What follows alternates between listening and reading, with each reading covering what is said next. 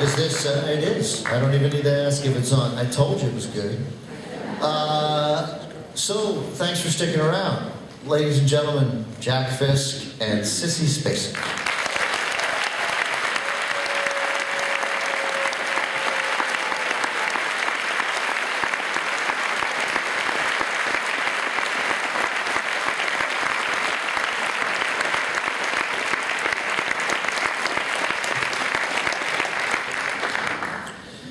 Thank you, guys.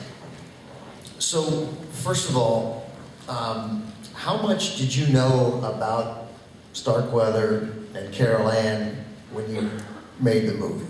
Anything? A lot? No. I didn't know about it before I made the movie. I read about it after I was cast, but the circumstances were really different. The characters were really different. And as Jack had pointed out when we first met, you don't look like Carol Ann Fugate. By the way, Carol Ann Fugate did not get off with probation. No. She ended up, I think, serving 17 or 18 years in prison. She lives in Michigan now. I mentioned before the start of the movie how I thought that, you know, I don't have a list in front of me, but I thought the narration was really as good as in any movie I have ever seen. Are you, when you hear it, or do you get why it's so good or why it's so different? Or tell me about the narration. I can really not take any credit for that narration, except that You can take some, it is you. A little, you can take. I get that. I think the narration is what gets Holly off the hook when she's out driving across a flat plain and says, "Kit told me to enjoy the scenery, and I did." you realize that her thinking was a little skewed. Yeah, well, her thinking is definitely skewed, but there are moments like where you just, there's such the lack of, not so much the lack of emotion, but so often in narration in films, you're telling the audience what to feel. And here, it's like you're going so far out of your way not to tell the audience what to feel. I just remember so matter-of-factly, as I'm sure people here noticed, when Holly says, something to the effect of, I made the decision right then and there never to get involved with any more hell-bent types. Like, hell-bent types? He's a crazy murderer. When it opened at the New York Film Festival, no one laughed. And we thought we were in serious trouble. You all laughed, didn't you? Yeah, I laughed 3 days ago when I saw it again, and I knew it was coming. Both you guys, what was it like? I mean, this is your first major film role, obviously. It was Terrence Malick's first film. Jack, what was he like, and how did the rest of the crew react to his unorthodox methods? Well, I worked on about 3 films at that point, and first of all, tell everybody what you did on the film. I'm sorry. I was the art director, which I'm still doing art direction with Terry. It's been a great relationship for about 4 years.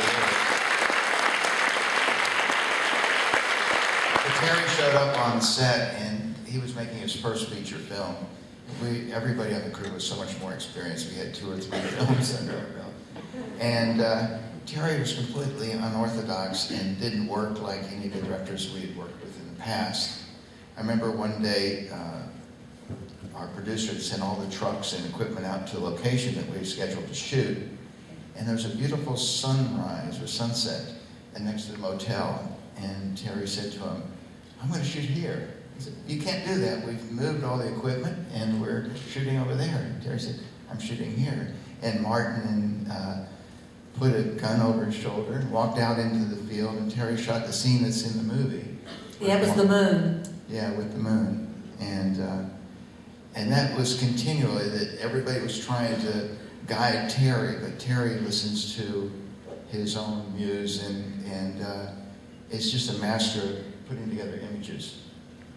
By the end of the film, how many people were around? When the film ended, the only crew intact was the art department and the acting department. Everybody else had sort of either by accident, fire, or... And I think the only piece of equipment left was my trailer, which became the honey wagon for the crew that was left, and the catering truck. The budget on that film was $350,000, which was, even at that time, it was fairly... So it was 250,000. 355, I think, yeah. 355. Yeah, which he raised all himself. Yeah. Terry is just a brilliant person, and he has... I mean, people, when they meet him, they realize that he's the kind of guy you want to invest in. Did you know, both of you guys, Jack, you had a few films to your credit. Sissy, not many. You've grown up around movies. Your cousin, Rip Torn, great actor. But did you guys know that he was something special? Because you could have been influenced by whoever was the first person you made a big feature. I remember some crew members came through town.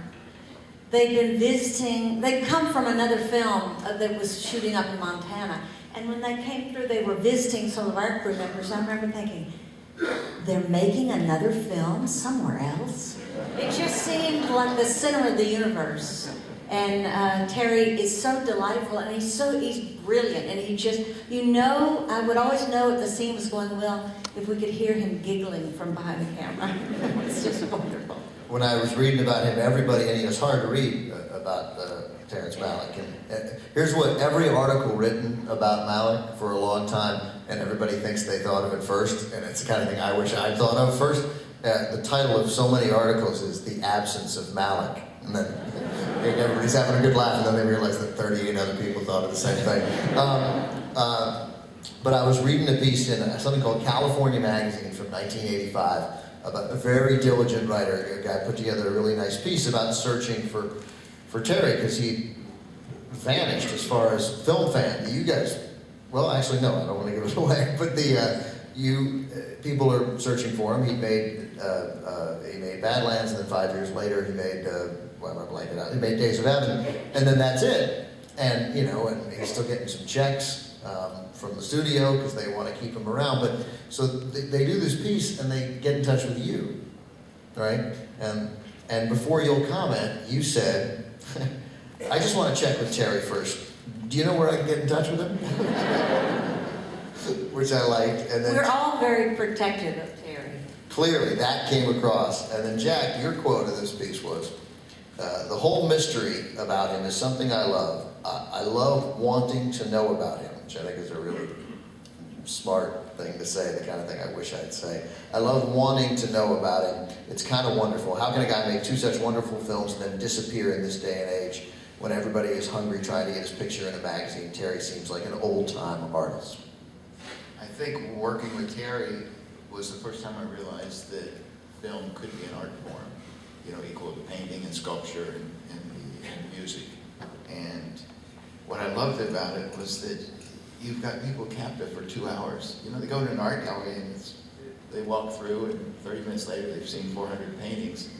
But the movie is special that you control the sound and the visual, and you've got a captive audience, hopefully. You don't get them. 1976, Sissy, 1980, 1982, 1984, 1986. Especially the 82, the 80, 82, 84, 86. That's an Oscar nomination every 2 years. That's a pretty good pace you had going there. Yeah.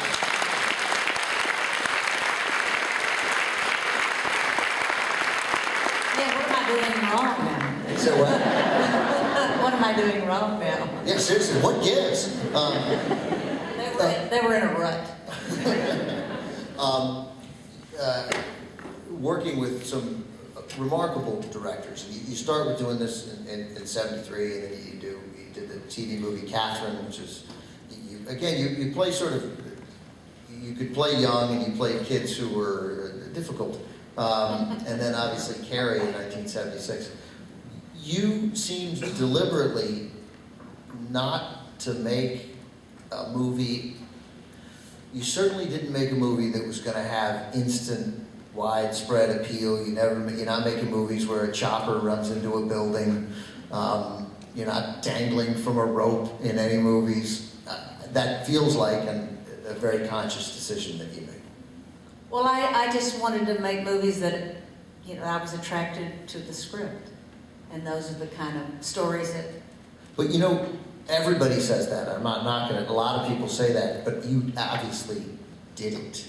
These are serious movies, and Coal Miner's Daughter, and Missing, and The River, and Crimes of the Heart.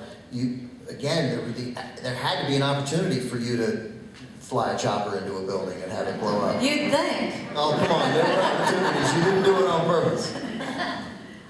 Well, I don't, those kind of films just weren't what I was attracted to, and I was really attracted to directors and filmmakers, and they didn't much make chopper movies.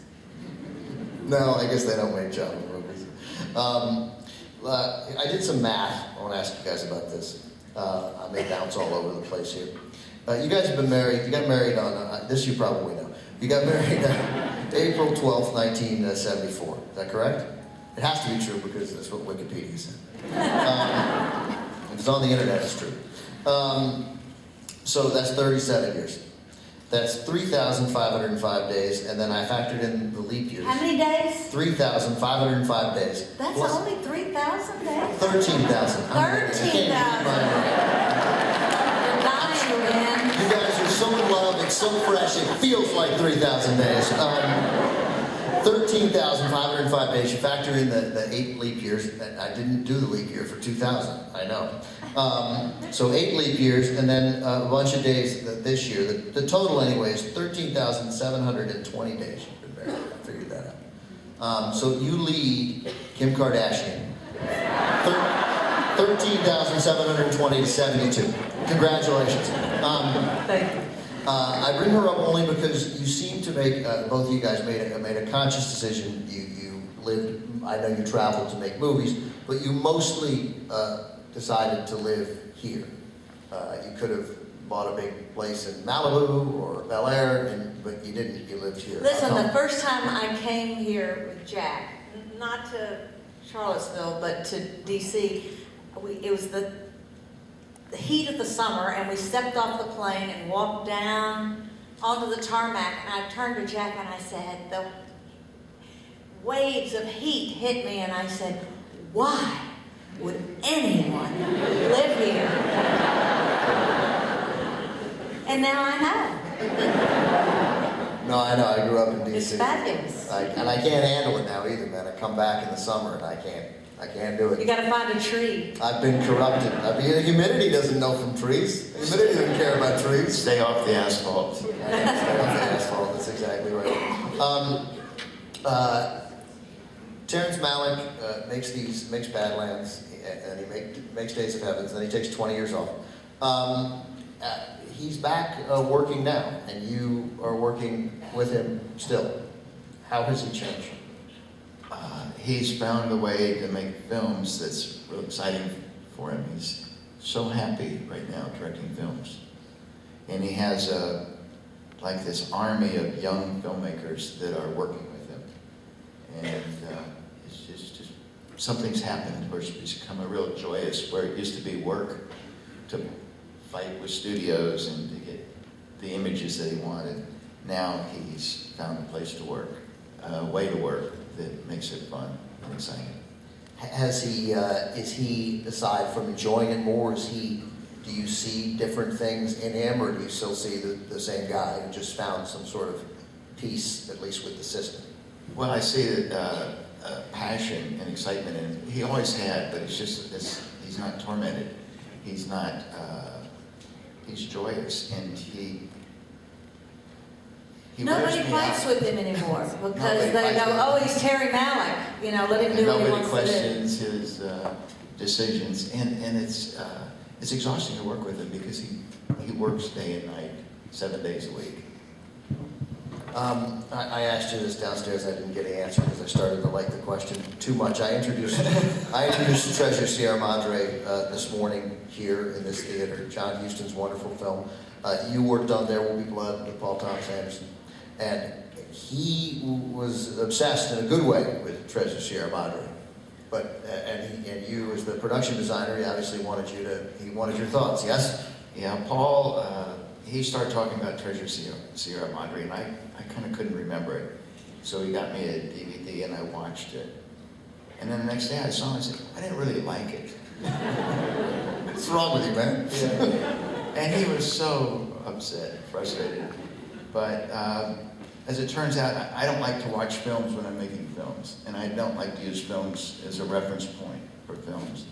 And I think the movie was probably all right, but I was in this sort of heightened frenzy of trying to design a picture, and I'm just real critical of everything else. I find that after a film, you're real forgiving of everything else, but when you're preparing a film, you want to make the best film ever made, and nothing else measures up to your goals. And at the end of the film, you're completely humbled, and you love everything.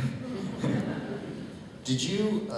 When you, Sissy, I know you caught the end of this here. Do you remember the last time you saw Badlands start to finish? Oh, I saw it a couple of weeks ago. Oh, you did? Okay.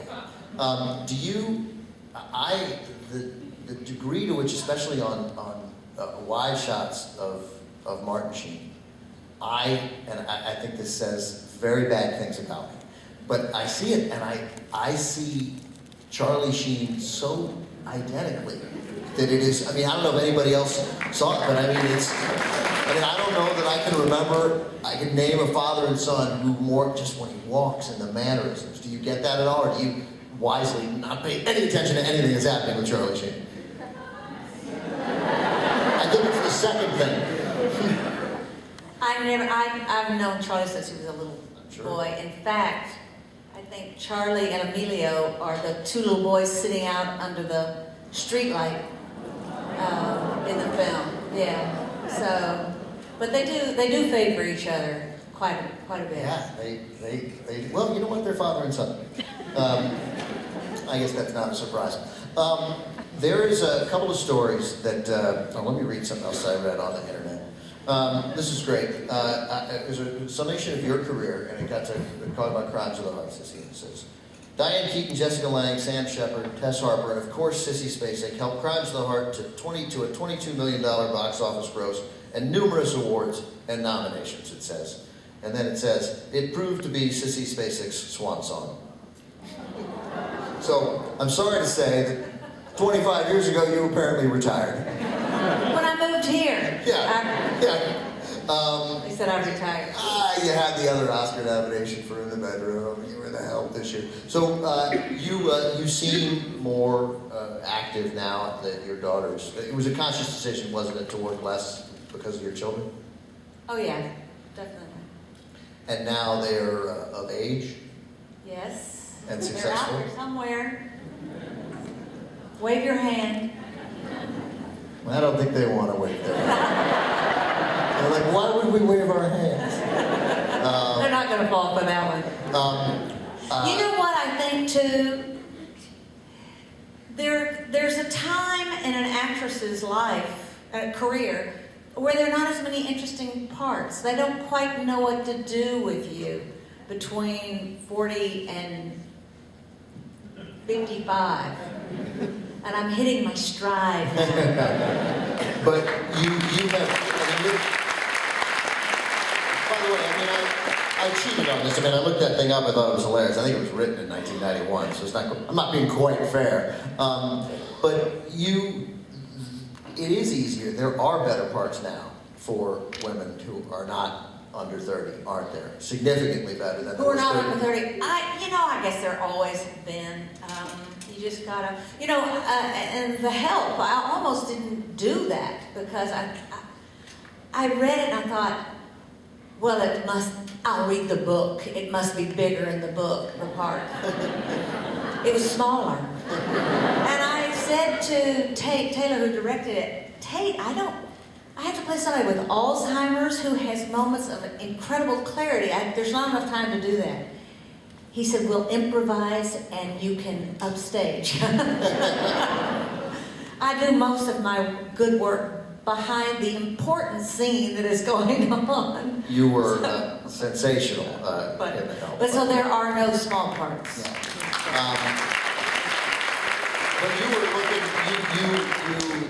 It was not a retirement. It was motherhood, and I'm back. Yeah, you're back, right? And it's not quite. You didn't really go anywhere. Did you? Were you surprised at the success of In the Bedroom? I mean, that it affected so many people so much because it was a relatively small I loved the movie. Yeah. I loved the movie, and so I was thrilled. I was worried. It was such a somber movie, and it had, and we released it right after 9/11. Yeah. So it was a hard. I worried about that. But I think, we were all pretty much in a pretty somber place. So maybe, but it's a wonderful movie. Todd Field is another really great filmmaker. You've worked with some remarkable filmmakers, including this guy. Do you think that there are more roles for women now, in part because of television? Because there's so many great, there's some old, you look at Glenn Close and Damages. I don't know if you watch Damages, but you see. You watch it and you're like, this Glenn Close, she knows what she's doing. Has that helped? Do you watch television? Are you aware about what's being written? So there's so much great stuff being written on TV. Particularly now there are 8 million channels, and they're and like 4 or 5 of them were pretty good. Yeah, I don't know. I don't know about that kind of stuff, Ben. I just go in, hit my mark, say my lines. Yeah, you know what? That's not. I try not to get into the political aspect of it. So you directed. I'm grateful. Jack, you directed her. Is that all she does? Just walk in and memorize a line and remarks? No, I used to get excited because every time Sissy became another character, I was living with another person. Oh, I like that. I like that. Some not so good. Yeah, I like that. That's good stuff. Let me ask you, Sissy, about, by the way, 6 Oscar nominations. I don't know whether everybody's aware of it. 6 Oscar nominations. There's a couple of stories. I don't know whether I have no idea whether they're true. So you're going to tell me. They're not true. Okay, let's start. Carrie, auditioning for Brian De Palma in Carrie. And you had a commercial. Is that right? And you called him and we're hoping that he would say, what? No, don't do the commercial, please, please. Right, please, don't do it, Sissy. He said, do the commercial. Which would cause you to miss your audition. Which made me really angry, and so I worked really hard and had the audition the next day and read the book again that night, stayed up all night, rubbed Vaseline in my hair, went in looking really, I don't even think I brushed my teeth.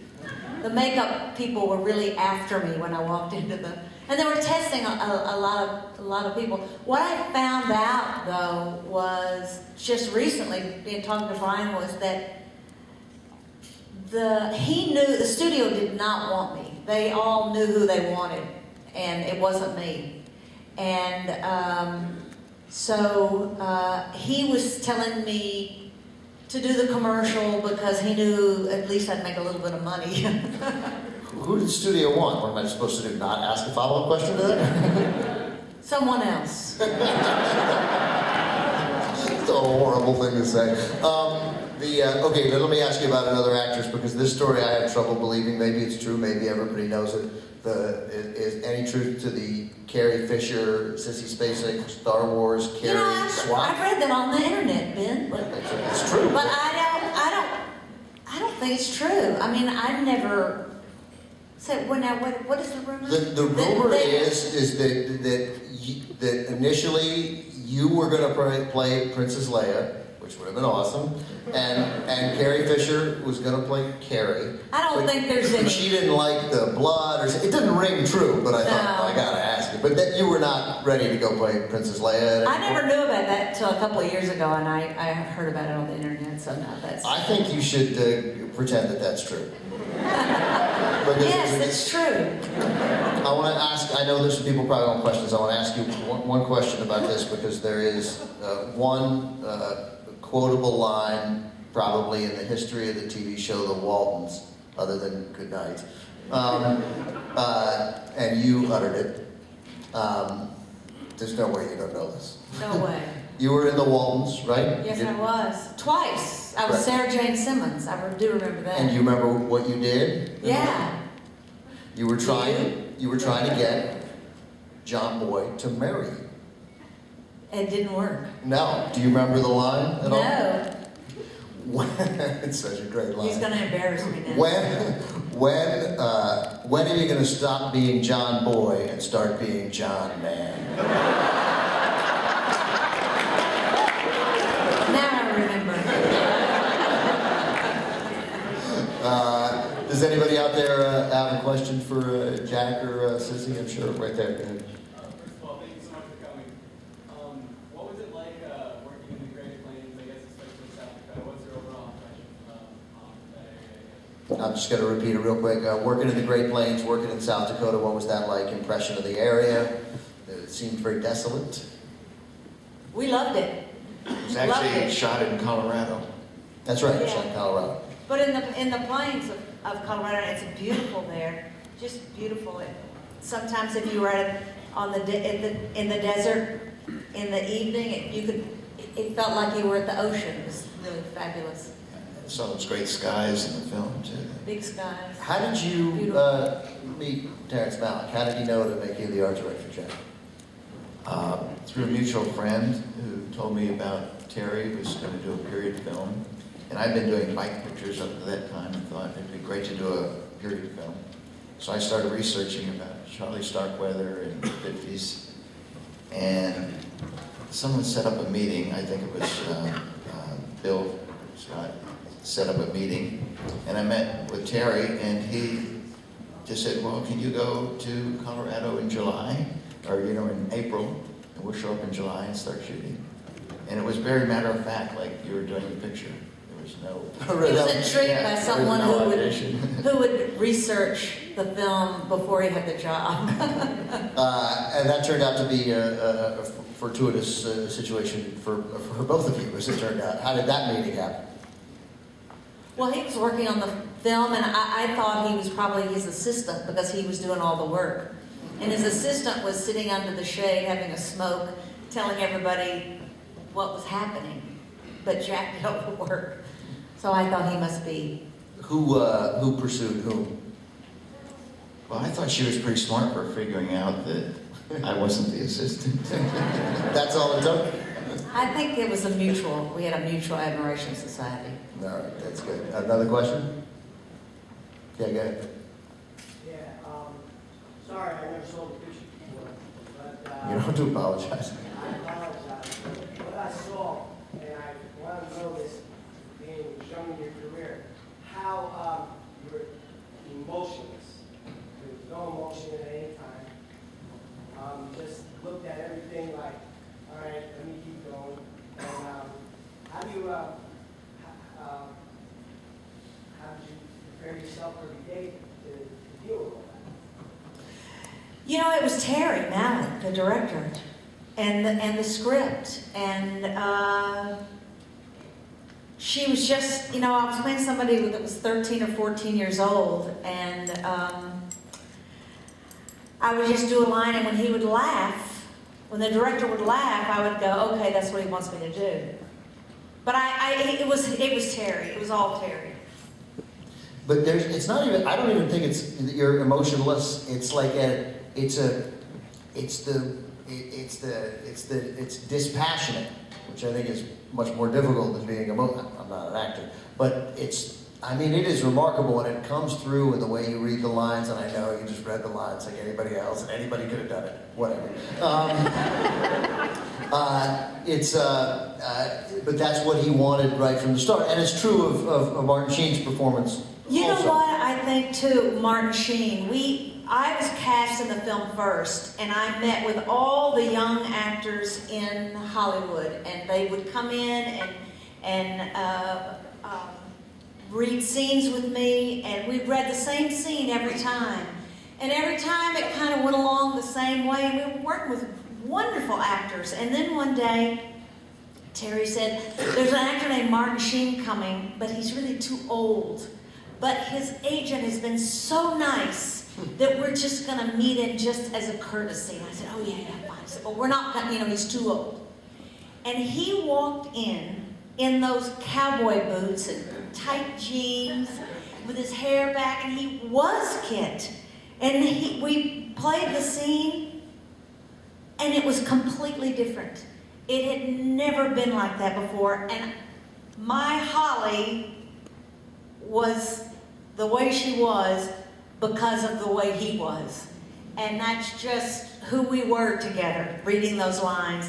And when he left, we were stunned and giddy because we knew that we had found Kit, and boy, were we lucky. Oh my God. So, it's just all about chemistry, and you bring things out. It's a collaborative thing, and it was just a magical experience. There's one part of that story I don't believe. His agent was nice. What? The agent was very nice. Very nice. Where's your Oscar? Where do you put it in the house? I have it in my office. You have it in your office? Is it at a home office, right? Yeah. You don't go into bustling downtown Charlottesville every day and punch your clock? I go into bustling Charlottesville a lot. But I don't take my house. You don't take the Oscar? In case you get pulled over by the cops? Well, officer! Cool miners what was that like that night? It's a very easy, typical question, but had to be a thrilling moment. I'm sure we'd all like to know. It was a thrilling moment, and for years and years and years, Jack swore that I forgot to thank him. And I felt so terrible about it until very recently I saw the footage of me accepting the award, and I thanked you.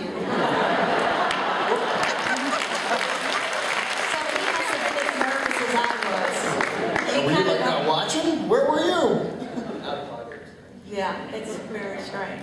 Since I asked you that, can I ask you about not winning? What's that like? Because we all It's really very similar. It's an out-of-body experience, but you're kind of hoping they're going to call your name, but you're really relieved if they don't, because you don't have to get up in front of 80 million people and make a fool of yourself. So were you ever enormously, were you ever pissed? Were you ever? No, I always felt very fortunate and grateful to be there. And thought that they would find out any day that I was an imposter. Of course, right. I don't know that I believe that from anyone, but I totally believe it from you. I think everybody else does too. We have time for a couple more questions. Right there. Yeah, this is a question for both of you, since you both work with a lot of great directors. And I'd like to know, what's the biggest difference between working with someone like Terrence Malick and working with David Lynch? I was going to ask you about David Lynch. The question was difference between working with somebody like Terrence Malick. I don't think there is anyone like Terrence Malick. And David Lynch. You've been friends with David Lynch for a long time, right? Yes? Yeah, David and I have known each other since high school. So when I work with him, it's, very little is spoken. We sort of understand. He understands about building and painting, and he loves the mechanics of making a film. And often he'd be out sweeping on the set or painting a wall. And he works with the same people many times, and it's a fun experience. Big family. I don't think it's a coincidence that so many great directors like Terrence Malick, like David Lynch, like John Ford, Anthony Mann, so many directors find the crew that they're comfortable with, and that crew shows up to work for them again and again and again. Well, yeah, because one of the things when you're working with someone new is that period of trying to understand how to communicate with them. And if you have that rapport with crew, it's best to keep them. I was going to mention John Huston as one of those great directors, but I know you hate John Huston, so... I love John Huston. Oh, now you're changing your story, whatever. Danny Huston. Danny Huston, yeah. Danny Huston is I edited at our film festival, Turner Classic Movies Film Festival in April. I had a chance to, we did a salute to the Hustons. I had a chance to interview Danny Huston. Listening to Danny Huston just talk about his father and the way his father helped the careers of his kids. It's anyway, side story, but it warms your heart completely. Another question? We got like time for two more, probably? Yeah, right there. I really liked your work with Robert Duvall down Badlands. I wanted to comment on You worked, Sissy asked about you working with Robert Duvall on Get Low, and what it was like to work with Robert Duvall. He's ornery. I loved working with him. You know, I love to watch and study actors' process when I work with them, but his you don't see. He just is, you know, sitting in his chair visiting, and then he's called to set and he just does it. He's a lovely man. Lovely man. I heard Robert Duvall on Howard Stern. It was on for like an hour. It was one of the great interviews I've... Oh, I bet he put Howard Stern in his place, didn't he? He puts everybody in his place, but he talked about method actors and how he doesn't understand method actors. What's with the getting into the character and staying in the character all day? He was like, you learn your lines. The director says action. You go into the character, you're done, and he says cut, you step out, you have a drink. What's the big deal? What's so tough about this? Was that in any way the experience that you... We never discussed that, but when we started to work, the director came over to me and said, Bobby never rehearses. So he never rehearses. We rehearse all the time. He just wouldn't rehearse as a director. One final question from somebody here, right back there. Oh, sorry. Go ahead. Thank you so much for being here, for your generosity. I really enjoyed the film, and I thought the costumes were really effective in telling the story. And I was curious if you had a costume director, or if you had any influence as to what you wore, because it seemed to really... The costumes? Yes. Asking about the costumes in Badlands, if there was a costume director. We had a designer, but we had no money, so she... What's her name? Left? She designed the costumes while we were in LA, and then we took them with us. And as you noticed, she didn't have a lot of different costumes, but she made up a small closet of clothes. I think I had a pair of jeans and a blue men's shirt, and it was a real less is more. But the colors went great. I guess Rosanna Norton was her name, and I guess you all talked about colors, Jack. Yeah. I just put on whatever they laid out for me. Yep. Go ahead, right now, take it right there, and we'll wrap it up. The JFK in which you appeared was part of the festival yesterday. What was it like working with Oliver Stone? I loved Oliver. I loved working with him. It was great, though. I remember one day we were doing one scene. It was a long scene where I had to walk through like several rooms, and I kept messing up.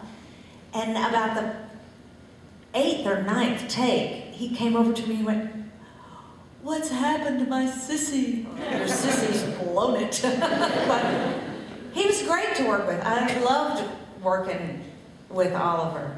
But when I first met with him, my agent said, "Now, he's going to say something to try to throw you off when you meet him. So just be ready."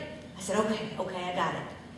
So I go to his place, and we have a great meeting, and I get the part, and I come back, and my agent says, "How did it go?" "It was great. It was wonderful." I said, "You mean he didn't do anything? He didn't say anything to kind of try to throw you?" I said, "No, I don't think so. He didn't seem to." He said, "Well, what did he say to you when you walked in?" I said, "Well," he said, "So, I hear you want to rewrite the script." And I said, "No, just my part. So we got along well. This is an impossible question, you won't even answer it, but you've worked for so many great directors. Do any of them stand out above the rest in any way, or just something unique about one that sets them apart? I mean, it reads like a who's who of the great directors of the back half of the 20th century. You know, the thing that Jack mentioned, that the directors that are really exciting are artists, and they have a real vision of what they want to do. Many of them are writer-directors, and what I love, and has been and I think what Jack loves, I'm going to speak for you this time, is when you work with somebody who's just completely passionate about something, and it's everything to them, and it's important to them, and you are as passionate about it as they are. It really, it's a wonderful thing. It's no fun to work with people who don't care, and that's the thing that I look for in a director. Let me follow this up real quick, and we'll wrap it up with Jack, because you mentioned you're friends with David Lynch since high school, and the way you guys talk about Terrence Malick, and they seem to those of us who love films and who obviously don't know these people personally, they seem like, and they are exceptional people, but there's almost a mythic quality to these guys. And then you describe him, and obviously Terrence Malick is funny, and he seems probably, like if you have a meal with him, as long as you don't order fish, I'm told, a fairly normal guy. I was reading about David Lynch, that he was college roommates, you knew him in high school, he was college roommates with Peter Wolf from the J. Giles Band. And so it reads on the internet, again, sorry, that, what am I supposed to do, read a book? That he threw him out of wherever they were living. David Lynch threw Peter Wolf out because he thought Peter Wolf was weird. Is David Lynch weird, or is he just creative? Or both? He's different than Peter. He's good weird. Good word, you say? David. Yeah. I don't know Peter. And then finally, so you're working on the Terrence Malick movie now, right? You worked on Tree of Life too? Yes. I worked on Tree of Life. We have another movie in the can, which will be coming out probably this. There's a Terrence Malick movie in the can, and he's shooting another one. What's He's got into this guy? starting a movie in May or June. All right, well, guys, Sissy Spacek, Jack Fisk, thank you guys so much.